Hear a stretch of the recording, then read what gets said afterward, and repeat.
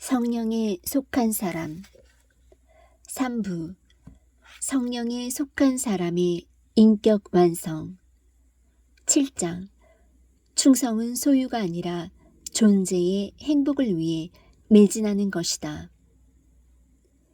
또 어떤 사람이 타국에 갈지 그 종들을 불러 자기 소유를 맡김과 같으니 각각 그 재능대로 하나에게는 금 5달란트를, 하나에게는 2달란트를, 하나에게는 1달란트를 주고 떠났더니 5달란트 받은 자는 바로 가서 그곳으로 장사하여 또 5달란트를 남기고 2달란트 받은 자도 그같이 하여 또 2달란트를 남겼으되 1달란트 받은 자는 가서 땅을 파고 그 주인의 돈을 감추어 두었더니 오랜 후에 그 종들의 주인이 돌아와 저희와 회개할세 5달란트 받았던 자는 5달란트를 더 가지고 와서 가로되 주여 내게 5달란트를 주셨는데 보소서 내가 또 5달란트를 남겼나이다. 그 주인이 이르되 잘하였도다. 착하고 충성된 종아 내가 작은 일에 충성하였음에 내가 많은 것으로 내게 맡기리니 내 주인의 즐거움에 참여할지어다 하고 2달란트 받았던 자도 와서 가로되 주여 내게 2달란트를 주셨는데 보소서 내가 또 2달란트를 남겼나이다. 그 주인이 이르되 잘하였도다. 착하고 충성된 종아 내가 작은 일에 충성하였음에 내가 많은 것으로 내게 맡기리니 내 주인의 즐거움에 참여할지어다 하고 마태복음 25장 14절에서 23절 1947년 미국 시카고 근교에 있는 위스콘신주의 천체 연구소에서 근무하고 있던 천체 물리학자인 챈드레이카 박사의 이야기입니다. 하루는 이 박사님이 시카고 대학으로부터 겨울방학 동안 학생들에게 고고 물리학 특강을 해주십사 하는 요청을 받았습니다. 그는 흔쾌히 승낙했습니다. 그런데 수주 후에 그 대학에서 다시 전화가 오기를 고고 물리학 특강의 수강을 신청한 학생이 2명밖에 안 되어서 아무래도 폐강해야 할 것 같다는 것이었습니다. 그러자 이 박사님이 이렇게 대답했습니다. 학생 수가 적은 것은 아무런 상관이 없습니다. 제 강의를 신청한 그 2 학생이 어떤 학생인지 자료를 보내주시겠습니까? 그래서 대학 측에서는 그 학생들에 대한 자료를 보내주었습니다. 박사님은 그 2 학생을 위해 위스콘신에서 시카고까지 2시간 이상 되는 거리를 운전해 가서 매주 이틀씩 강의를 했습니다. 그로부터 꼭 10년이 지난 후에 이 2 학생이 모두 물리학 분야에서 노벨상을 받게 되었습니다.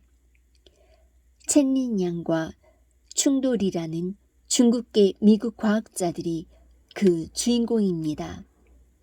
이 2 사람은 노벨상 수상석상에서 이렇게 수례했습니다. 우리가 이 상을 받을 수 있었던 결정적인 전기를 마련해 주신 분은 바로 챈드레이카 박사님입니다. 2 학생을 앞에 놓고 열과 성을 다해 강의하신 그 박사님의 성실함이 이런 아름다운 영광의 열매를 거두게 한 것입니다. 본문은 우리에게 익숙한 달란트 비유입니다. 이 비유에서 우리는 5달란트, 2달란트, 1달란트씩 받았던 종들이 주인이 떠나간 후 2명은 열심히 일해서 착하고 충성된 종이라는 칭찬을 받고 1명은 주인의 뜻에 합하게 행하지 못한 까닭에 악하고 게으른 종이라는 책망을 받았다는 것을 알고 있습니다. 2명의 종이 착하고 충성되다는 칭찬을 받게 된 것은 무엇 때문일까요? 갈라디아서 5장 22절에 성령의 열매 중에 7번째 열매가 바로 충성의 열매입니다. 우리가 한평생을 살고 나서 주님 앞에서 충성된 종으로 인정받으려면 어떠한 마음가짐으로 살아야 할까요? 무엇이 우리를 충성된 종이 되게 합니까? 본문을 통해서 이 질문에 대한 답을 찾아보기로 하겠습니다. 청지기, 주인의 뜻을 생각하는 자. 하나님께 충성된 자로 인정되기 위한 가장 중요한 조건은 청지기 의식, 다른 말로 하면 맡은 자 의식이라고 생각합니다. 본문의 서두에 나오는 말씀을 보십시오. 또 어떤 사람이 타국에 갈지 그 종들을 불러 자기 소유를 맡김과 같으니, 여기에 맡겼다는 말이 나옵니다. 그러니까 이 종들의 입장에서 볼 때 그들은 맡은 자들이었습니다. 주인이 맡긴 것을 관리하는 사람, 일종의 매니저라고 할 수 있습니다. 그들은 주인이 아니라 주인의 것을 맡은 자들입니다. 맡은 자로서 좋은 관리자는 누구입니까? 끊임없이 주인의 뜻을 생각하며 행하는 자입니다.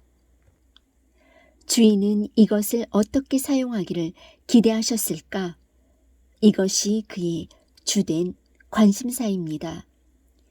주인에게서 얼마나 받았느냐 하는 것은 중요하지 않습니다. 진정 중요한 것은 어떻게 하면 주인의 뜻을 따라 그것을 잘 선용하느냐 하는 것입니다. 여기서 우리는 1달란트 받았던 종에게 관심을 가질 필요가 있습니다. 그가 왜 책망을 받았을까요? 본문에 구체적으로 나와 있는 것은 아니지만 간과할 수 없는 중요한 힌트가 있습니다. 바로 19절 말씀에 나오는 오랜 후에라는 단어입니다. 오랜 후에 그 종들의 주인이 돌아와 저희와 회개할세. 주인이 떠나간 후 한참의 시간이 흘렀습니다. 돌아온다고 했는데 시간이 가도 주인이 오지 않습니다. 그러자 이 1달란트 받은 종은 주인이 아마 영영 돌아오지 않을지도 모른다는 생각을 했을 것입니다. 그 생각이 들자 그는 더 이상 자신이 맡은 것에 관심을 기울이지 않게 되었을 것입니다. 이러한 추측이 가능한 근거는 본문이 포함되어 있는 마태복음 25장 전체의 강조점이 무엇인가 하는데 있습니다. 마태복음 24, 25장은 기독교 신앙의 가장 중요한 사건인 예수님의 재림에 대해 다루고 있습니다. 주님은 다시 오신다고 약속하셨습니다. 우리는 예수님이 재림하실 것을 믿습니다. 그러나 우리가 그 교리를 머리로 믿는 것과 마음으로 믿고 그것을 우리 삶에 적용하는 것은 별개의 문제입니다. 주님이 다시 오셔서 역사를 심판하시고 내 삶의 결과를 심판하신다는 사실을 참으로 믿는다면 그 회개의 날을 위해서 오늘 하루도 주님 앞에서 좀 더 진지하게 살아가지 않을 수 없을 것입니다. 우리가 왜 멋대로 살까요?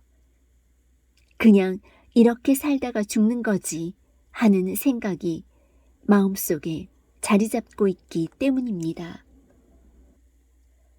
준비된 삶. 기독교 신앙을 가리켜서 종말론 신앙이라고 합니다. 종말론 신앙이라고 하면 일반적으로 세상의 끝이 오니까 보따리 싸들고 집에서 뛰쳐나와 산에 가서 기도하는 사람들을 연상합니다. 그러나 성경이 종말에 대해 강조하는 바는 무엇입니까? 그것은 주님이 오실 날이 언제인지 모른다는 것입니다. 그날은 비밀에 속합니다.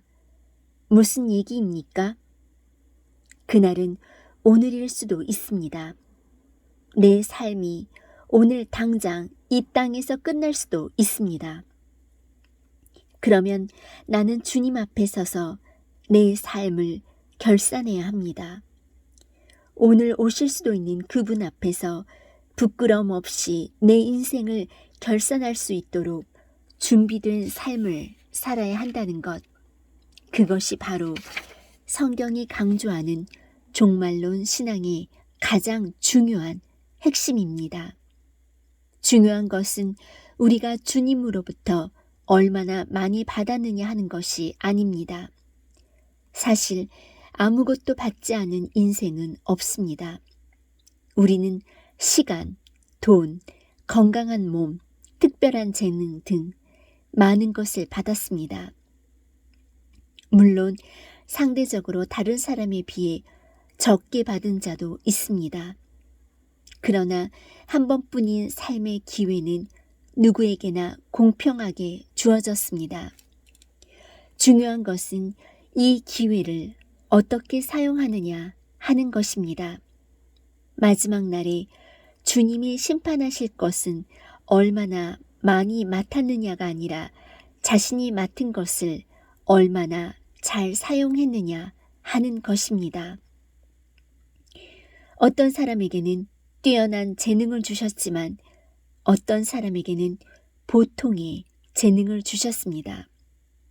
그러나 뛰어난 재능을 가지고도 별 볼 일 없는 인생을 사는 사람이 있는가 하면 자신이 가진 적은 재능을 한껏 발휘하면서 아름답게 사는 사람도 있습니다. 그 결산의 날, 우리의 삶은 두 종류로 나뉘어질 것입니다. 하나는 착하고 충성된 종으로 인정받는 삶이고 또 하나는 악하고 게으른 종으로 낙인 찍히는 삶입니다. 우리는 어디에 속할까요? 무엇이 그 차이를 만들겠습니까? 저는 주인의 뜻을 행하고자 하는 청지기 의식이 그 차이를 낳는다고 생각합니다. 그날에 착하고 충성된 종으로 인정받을 수 있도록 당신이 이 말씀을 통하여 다시 한번 맡은 자 의식을 확인할 수 있기를 바랍니다. 주인의 성실함을 닮은 자, 주님 앞에 충성된 자로 인정받기 위하여 가져야 할 두 번째 중요한 태도는 바로 신뢰의 의식입니다. 주님이 5달란트, 2달란트 받은 사람을 칭찬하면서 착하고 충성된 종이라고 했는데 여기서 충성이라는 말은 믿음이라는 말과 거의 의미가 같습니다. 헬라어로는 피스토스라는 형용사가 사용되었는데 이것은 믿음직스러운 이라는 뜻입니다. 이 말은 철저하게 내면의 성실성을 가리키는 말입니다. 우리가 살고 있는 시대는 겉으로 보여주기 위해서 쇼를 하는 시대입니다. 믿을 수 없는 시대입니다. 제가 어떤 자매한테서 들은 이야기인데 그 자매가 비서를 구한다는 광고를 보고 한 사무실을 찾아갔다고 합니다. 벤처기업을 하는 사장이 조그만 사무실을 연 모양인데 그 사람이 자기 비서를 맡을 사람은 자기를 아주 유능한 사람으로 선전해 줄 수 있어야 한다고 하더랍니다. 그런데 둘이 이야기를 나누는 중에 밖에서 누가 문을 두드렸습니다. 그러니까 갑자기 그 사장이란 사람이 쉿 하더니 벨이 울리지도 않은 전화 수화기를 들고는 뭐라고 한참 떠들어댑니다. 밖에서 기다리던 사람이 문을 살짝 열자 이 사장이 회장님, 제가 한번 찾아뵙지요 하고 전화를 끊었습니다. 그러고는 문 밖의 방문객에게 죄송합니다. 모 기업의 회장님과 통화 중이었습니다. 어떻게 오셨지요? 하고 정중하게 묻더랍니다. 유니폼을 입은 그 방문객은 사무실을 새로 내셨다고요? 전화선 연결하러 왔습니다. 하지 뭡니까? 사장이란 사람이 김 빠졌겠지요. 물론 그 자매는 그 회사를 선택하지 않았을 겁니다. 우리 시대는 이렇게 믿을 수 없는 사람들로 가득 찼습니다.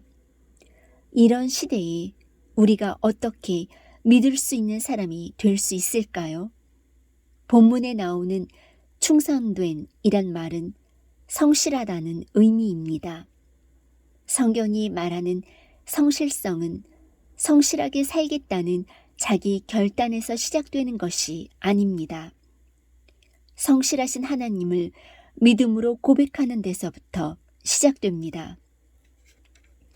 우리가 믿는 하나님은 성실하신 하나님입니다. 그분은 자신의 성실로 우주를 관리하고 섭리하십니다. 그분이 우리를 부르셨을 때는 우리에게 성실한 사명을 맡겨주셨습니다. 하나님과 그분의 성실하심을 믿고 또 이 세상에는 우리가 추구해야 할 성실한 가치가 있음을 믿을 때 거기서부터 우리의 성실함이 시작되는 것입니다. 본문에 나타난 한 달란트 받았던 종이 나중에 왜 책망을 받았을까요? 그는 처음부터 주인에 대해 잘못 생각하고 있었던 것 같습니다. 마태복음 25장 24절을 보십시오. 한 달란트 받았던 자도 와서 가로되 주여 당신은 굳은 사람이라 심지 않은 데서 거두고 해치지 않은 데서 모으는 줄을 내가 알았으므로. 그는 주인을 굳은 사람이라고 했는데 이는 다른 말로 번역하면 인색한 사람이라는 뜻입니다. 왜 이 한 달란트 받은 종이 주인을 인색한 사람이라고 생각했을까요? 아마도 그는 자기 동료들이 받은 달란트의 양을 보고 자기에게만 적게 주는 것에 대해 불공평하다고 생각했던 모양입니다. 그러나 이 한 달란트는 결코 적은 양이 아닙니다. 그 당시 한 달란트면 한 사람이 20년 동안 생활할 수 있는 그런 비용입니다. 굉장히 큰 액수입니다. 당신이 20년 동안 걱정하지 않고 살 수 있는 재물을 가졌다고 상상해 보십시오. 결코 적지 않은 액수입니다. 그런데도 종은 주인이 나에게 큰 액수를 맡겼구나 라고 생각하지 않고 주인이 나를 못 믿어서 이것밖에 안 맡겼구나 하고 생각했습니다. 불평은 항상 비교하는 데서 시작됩니다. 저 사람은 5달란트, 이 사람은 2달란트인데 나는 왜 1달란트냐? 이런 비교가 인생을 비참하게 만드는 것입니다. 비교하니까 곧바로 생각나는 얘기가 하나 있습니다. 비교 올 슐레. 미국의 어떤 조그만 도시 교회에 목사님 한 분이 새로 부임하셨습니다. 와보니까 그 도시에서 불량하기로 소문난 형제 둘이 그 교회에 출석하고 있었습니다. 이들은 동네에서도 말썽을 피우고 교회에 와서도 사람들에게 상처를 주는 아주 큰 골칫덩어리였습니다. 그러던 어느 날 형이 사고로 세상을 떠났습니다. 그러자 동생이 목사님을 찾아와서 엄청난 액수가 적힌 수표를 한 장 내밀면서 형의 장례를 부탁하며 이렇게 말합니다. 목사님, 우리 형님이 죽었는데 교회에서 장례를 치러주시면 고맙겠습니다. 장례식만 잘 치러주시면 교회 건축 비용은 제가 책임지겠습니다. 단 한 가지 조건이 있습니다. 장례를 집례하실 때 우리 형님이 성자였다고만 한 말씀 해주십시오. 목사님이 한참 생각하다가 이를 승낙했습니다. 드디어 장례식 날이 되었습니다. 동네에 유명한 깡패가 죽었기 때문에 동네 사람들이 다 모였습니다. 목사님의 설교 말씀이 시작되었고 결정적으로 고인의 행실에 대해 얘기하는 대목에 이르렀습니다. 고인은 여러분이 주지하는 바처럼 우리 동네 모든 사람에게 고통을 안겨준 장본인입니다. 우리가 이 사람 때문에 얼마나 불안해하고 두려워했는지 모두 아실 것입니다. 고인은 우리 모두의 가슴에 커다란 부담이 되었던 사람임에 틀림없습니다. 그러나 이분은 살아있는 동생에 비교한다면 분명히 성자였습니다. 비교를 하면 불평이 생기고 불평을 하기 시작하면 한이 없습니다. 한 달란트 받은 종이 액수 때문에 불평을 했다면 2달란트 받은 자도 불평할 소지가 있었습니다. 그런데 그가 5달란트 받은 자와 자기를 비교해서 불평한 흔적은 전혀 찾을 수 없습니다. 1달란트가 결코 작은 돈이 아니라고 했습니다. 주인이 나를 믿고는 이렇게 큰 돈을 맡겨주었다고 생각하고 그것을 감사하게 받아서 주인의 뜻에 합당하게 살면 그것이 바로 성실입니다. 저는 성실 혹은 충성이란 말을 접할 때면 모세를 생각하게 됩니다. 신명기 32장 4절에서 모세는 하나님에 대해 이런 고백을 합니다. 그는 반석이시니 그 공덕이 완전하고 그 모든 길이 공평하며 진실 무망하신 하나님이시니 하나님을 성실하신 분으로 고백하는 것입니다. 하나님이 모세를 처음 부르시고 그를 통해서 이스라엘 백성을 인도하시겠다고 했을 때 모세가 얼마나 핑계를 많이 댑니까? 하나님, 저 못해요. 저는 그럴 만한 자격이 없어요. 말도 잘 못하고 설득할 수도 없고 이 백성을 데리고 나갈 수도 없어요. 네가 말을 잘 못하면 아론을 대변자로 붙여줄게. 내가 도와줄 테니 한번 해봐. 처음에는 못한다고 하다가 하나님이 도와주신다면 하나님 믿고 해보지요 해서 그 다음부터 모세의 리더 생활이 시작됩니다. 하나님이 초기에 리더로서 일하는 모세를 가만히 보시면서 이렇게 말씀하십니다. 그는 나의 온 집에 충성됨이라. 모세는 하나님 앞에 인정을 받았습니다. 무엇이 그를 그렇게 만들었습니까? 바로 하나님에 대한 신뢰입니다. 그렇습니다. 믿을 수 없는 사람들로 가득한 이 세상. 그러나 성실하신 우리 하나님은 성실한 삶의 계획을 갖고 성실한 가치를 위하여 살라고 우리를 부르십니다. 우리가 이 하나님을 신뢰한다면 우리의 삶도 성실을 향한 발걸음을 옮기게 될 줄로 믿습니다.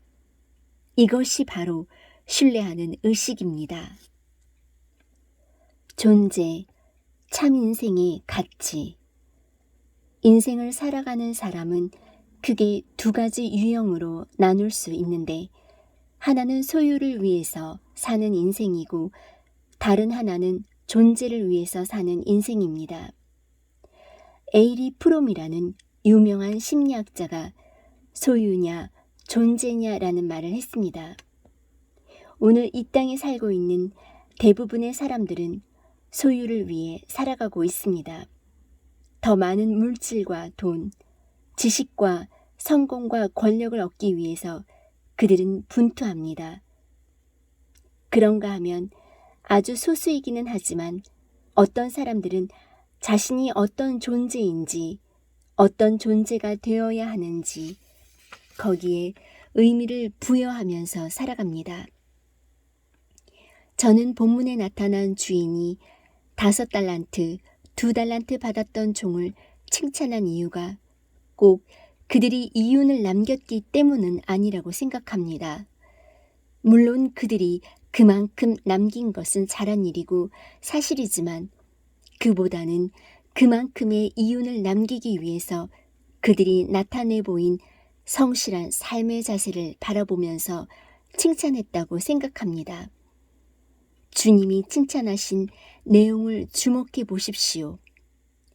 착하고 충성된 종아. 종의 업적이나 결과를 칭찬한 것이 아니라 그의 태도와 인격을 칭찬하고 있습니다. 심판의 날, 우리는 삶의 결과만 가지고 주님 앞에 서는 것이 아닙니다. 어떤 과정을 어떤 자세로 통과했는지, 그리하여 우리 존재가 어떤 모습으로 성숙되어 왔는지 주님은 물으실 것입니다.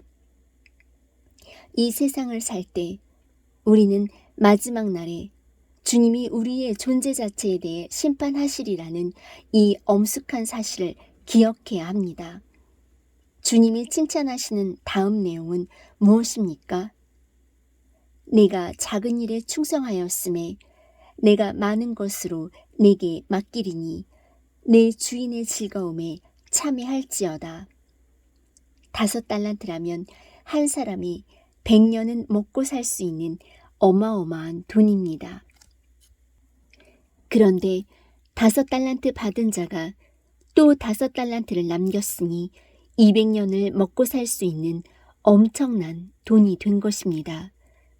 저라면 이런 사람에게 내가 너에게 어마어마한 것을 맡겼고 또 내가 열심히 일해서 어마어마하게 남겼구나. 따라서 너는 나에게 어마어마한 종이다. 라고 칭찬할 텐데 주인은 그렇게 칭찬하지 않았습니다. 그는 그저 종이 작은 일에 충성하였다고 말합니다. 주인이 보기에는 5달란트 남긴 것도 작은 일이라는 말입니다. 저는 그것이 하나님의 관점이라고 생각합니다. 하나님은 사람들이 생각하는 크고 작은 일의 기준과는 다르게 보시는 분입니다. 사람은 큰 일이라고 생각되는 일을 맡으면 우쭐대고 작은 일이라고 생각하면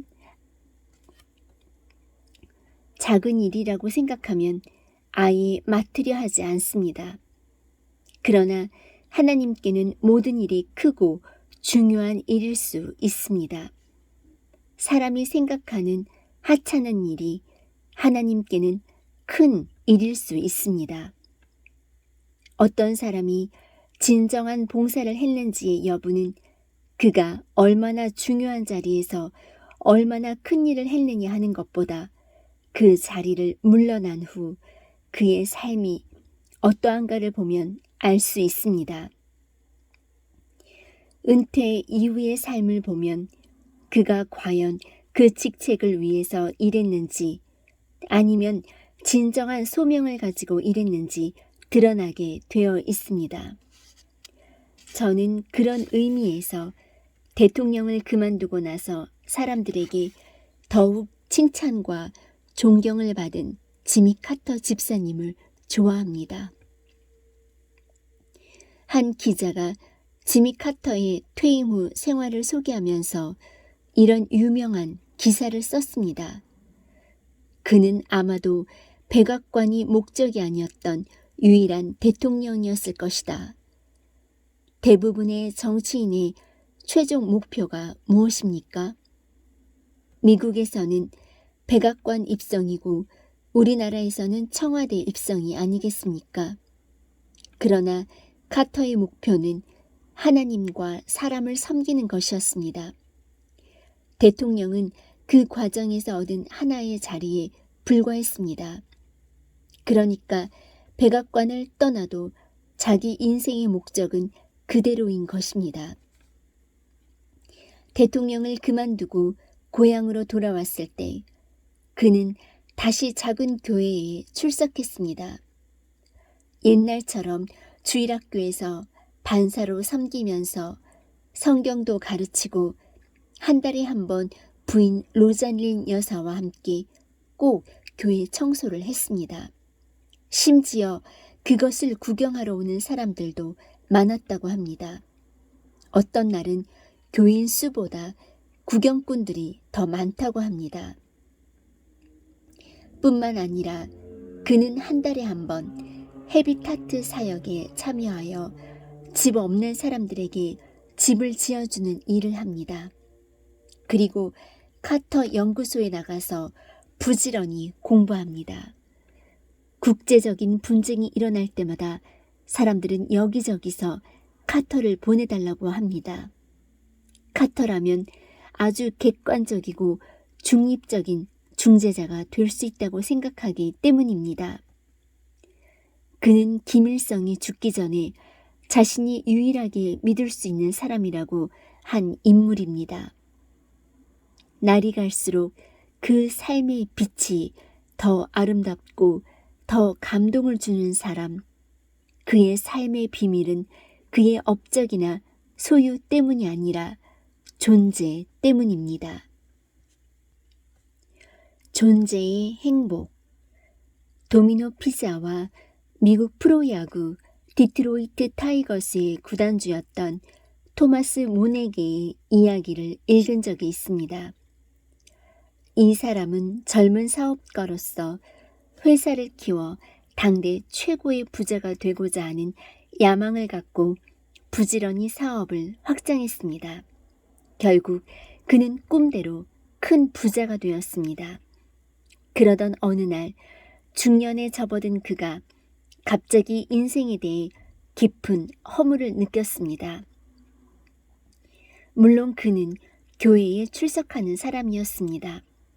하지만 지금까지 자신의 인생이 헛된 것은 아니었을까 생각하면서 진지한 고민을 하게 되었습니다. 그 고민의 계기가 된 것은 독실한 친구가 전해준 C.S. 루이스의 책이었습니다. 그 책을 읽고 감동을 받은 모네게는 진행 중이던 화려한 개인주택 건축공사를 중단시켰습니다. 그 당시 그는 27에이커의 땅에 미국에서 최고로 멋있는 집을 지으려고 공사 중이었습니다. 아무리 큰 교회라고 해도 그 건축 면적이 2에이커 남짓하는데 27에이커면 얼마나 규모가 큰지 아시겠지요? 그는 자신의 집을 짓는 그 공사를 중단하고 설계를 변경해서 자선 사업을 위한 구제사업 장학재단 건물을 지었습니다. 또 자신이 살던 집을 팔아 더 작은 집으로 이사했다고 합니다. 시카고 트리뷴지 기자와의 인터뷰에서 그는 이렇게 얘기합니다. 나는 살던 집보다 더 작은 집으로 옮겼습니다. 또 우리 회사는 앞으로 전과 같은 방법을 쓰지 않기 때문에 이익이 조금씩 줄어들지도 모릅니다. 그렇지만 나는 지금까지 전혀 느껴보지 못한 행복을 느끼고 있습니다. 나는 이것을 존재의 행복이라고 말하고 싶습니다.